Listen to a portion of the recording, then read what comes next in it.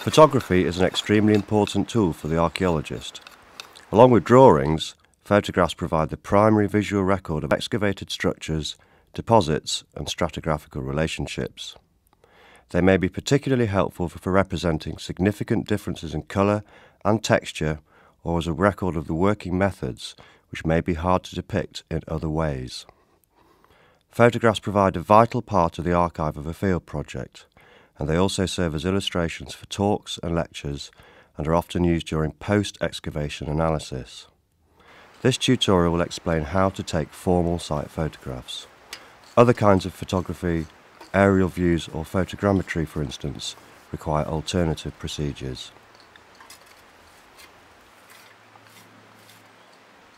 Begin by deciding what will be the subject of the image. It is common practice, for example, to photograph the context after it has been defined, but before it is drawn or excavated. Think carefully about the composition of the image. What needs to be in both the foreground and the background? It is vital that the subject of the photograph is prepared as carefully as possible. Ensure that the feature, context or section to be photographed is clean so that all its elements are clearly visible. For formal photographs, the area included in the image should be tidy and free of tools and people. Collect the cameras, photographic register, appropriate scales and information board if used. Always check with your site supervisor which equipment is required and ensure that you clearly understand variables such as which film and which camera to use. So use the black and white first? It is common to have separate cameras for black and white, colour slide and digital photography. That was north facing section of Perth 307. I'm changing to colour now. If you are loading a fresh film into the camera, you will need to begin a new sheet in the photographic register. The register is a record of all the photographs taken during the course of an excavation. Always ask for help when changing the film, unless you are already confident about using the camera. A mistake could result in the entire film being spoiled.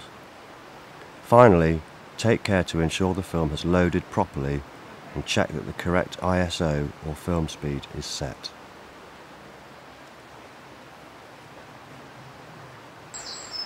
The angle from which you take a photograph is often determined by the location and attributes of your subject.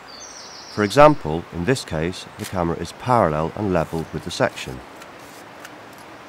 A photograph of the context in the bottom of the trench requires the camera angle to be as near vertical as possible. It is always advisable to discuss the range of possible camera positions with the supervisor.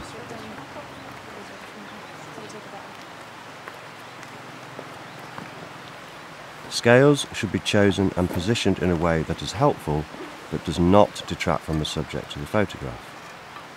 Ideally, the scale should be placed to the side of the composition and at right angles or parallel to the edges of the image. Use the viewfinder on the camera to compose the photograph. It may help if another person can be directed to arrange the scales. Information boards, when used, must be visible but not obtrusive. Lighting is also an important factor to consider when taking a photograph. Bright sun can result in strong shadows that mask details and colours. Equally, very dull conditions can create flat images with poor definition of texture and colours. To minimise silhouettes, avoid aiming the camera in the direction of the sun unless suitable shade is available.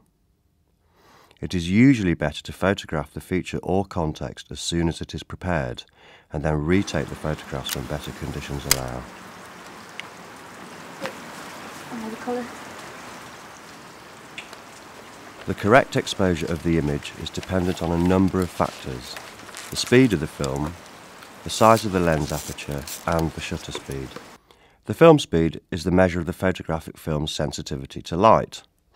Film with a lower sensitivity, called slow film, requires a longer exposure and produces a sharper image, while film with a higher sensitivity, fast film, requires a shorter exposure but produces a more grainy image.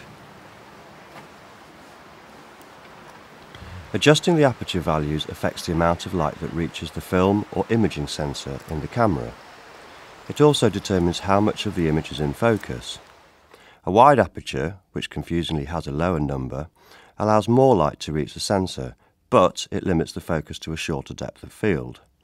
This is good for close-up images or subjects which are all within equal distance of the lens.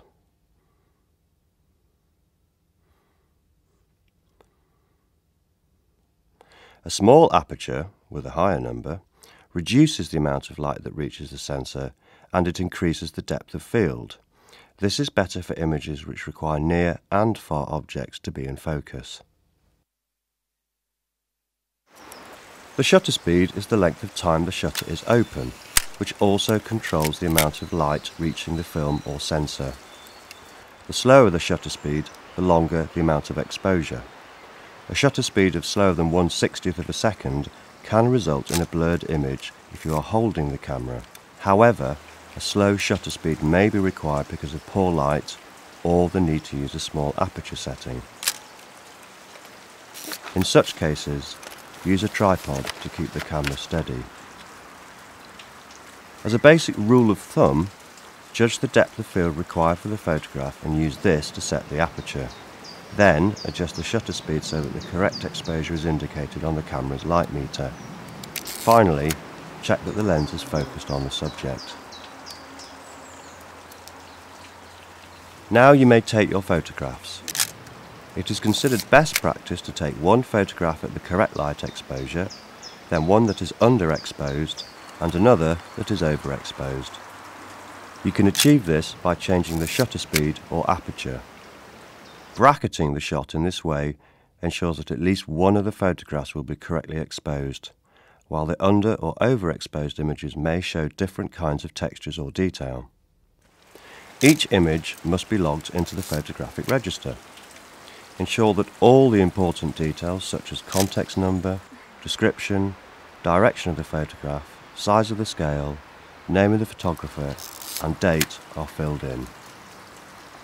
The film and image numbers should then be transferred to the context sheet so that they are cross-referenced with other site records. Always clean and neatly store the cameras, scales and register once you have finished.